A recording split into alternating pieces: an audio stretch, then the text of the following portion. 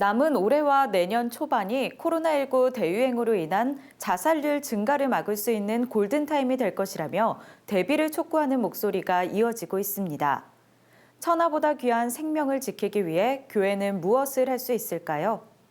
CGN투데이 기획보도 이젠 생명이다. 세 번째 순서로 전해드립니다.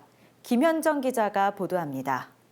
코로나19 대유행으로 인해 자살률이 크게 늘지 않았을까 하는 우려와 달리 최근 발표된 통계청 자료에서는 큰 증가폭을 보이지 않고 있습니다. 과연 안심해도 되는 것일까? 하지만 전문가들은 지금의 고요함은 폭풍 전야라는 경고의 메시지를 전합니다.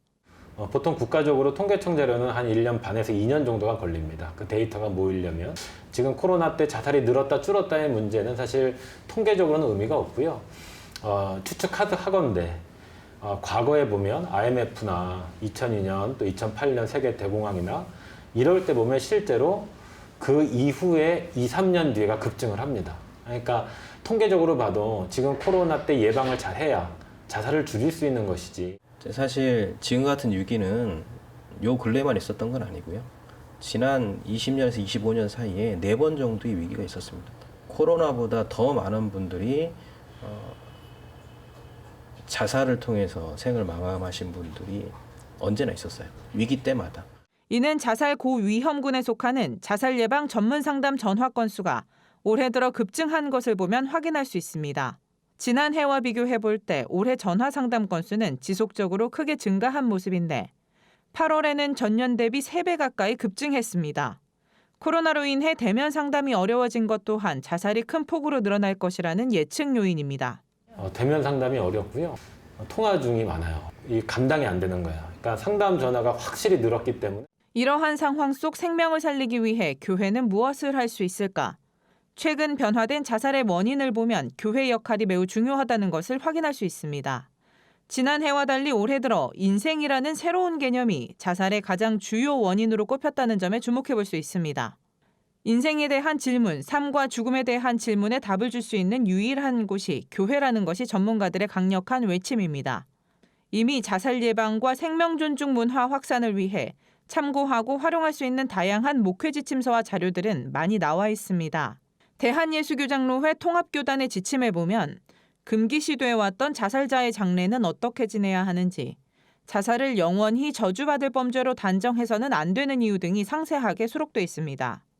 기독교 윤리실천운동 역시 자살에 관한 설교 지침을 내놓는 등 개 교회들이 자살 예방을 위한 목회 활동을 할 수 있도록 돕고 있습니다.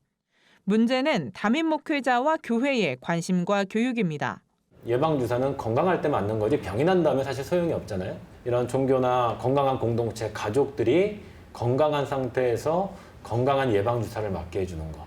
이런 것들이 생명에 대한 교육, 생명 존중에 대한 신앙이 될 수도 있고 또 서로에 대한 관심, 또 사회적인 캠페인 이런 것들이 될 수 있겠죠. 의학적, 신학적, 상담학적인 전문성이 분명히 요구되는 영역인 만큼 목회자 스스로가 자살과 생명에 대해 교육을 받고 공부하는 것이 가장 중요합니다. 자살이 일어나면 목사님들 설교에 자살이 굉장히 많이 등장합니다.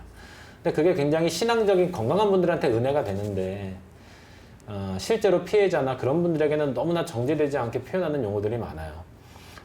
자살을 쉽게 이겨내서 극복한 어떤 성공의 스토리라든지 어떤 사회적으로 자살이 일어나면 그것들 하나님과의 어떤 역사로 연결한다든지.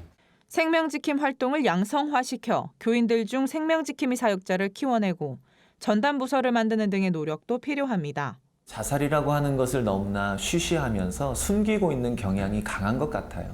이것에 대해서 먼저 우리가 고민하고 대안을 만들어내고 같이 이것을 공유하면서 사회 안에서 그리고 공동체 안에서 이러한 문화들이 자연스럽게 확산되도록.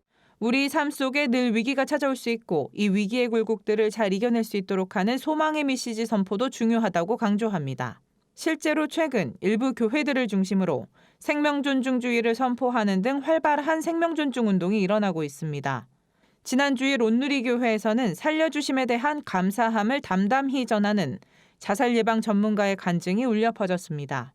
하나님을 정말 확신하고 이분이 살아계신 분이 100% 알게 되었을 때 주님 살려주셔서 너무나 감사합니다. 주님 살려주셔서 그저 감사합니다. 이제 제가 당신을 위해 살겠습니다. 이재훈 온누리교회 담임 목사는 설교에서 엘리야와 사르밧 과부의 이야기를 통해 생명을 지키는 것에 귀한 가치를 선포했습니다. 극한 가난으로 아들과 함께 죽음을 선택한 이 여인을 엘리야를 통해서 하나님은 너희의 생명은 나의 것이며 나는 너의 생명을 존중히 여기신다는 음성을 들려주셨습니다.